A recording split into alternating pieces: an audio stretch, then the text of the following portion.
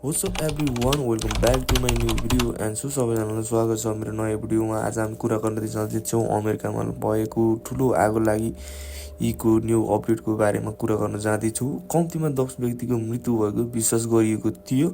LA county शेरिफले यो संख्या बढ्ने अपेक्षा गरेको छ। दक्षिणी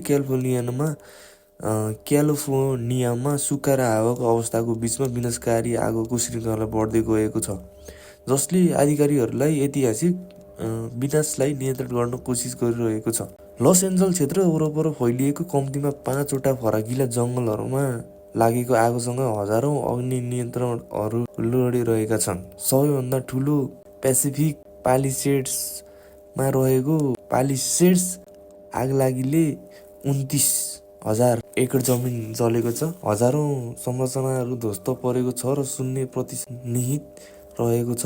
आगलागी लस एन्जल्स क्षेत्र वरपर फैलिएको कम्तीमा 5 वटा फराकिलो जङ्गलहरूमा लागेको आगोसँग हजारौं अग्नि नियन्त्रकहरू लडिरहेका छन्।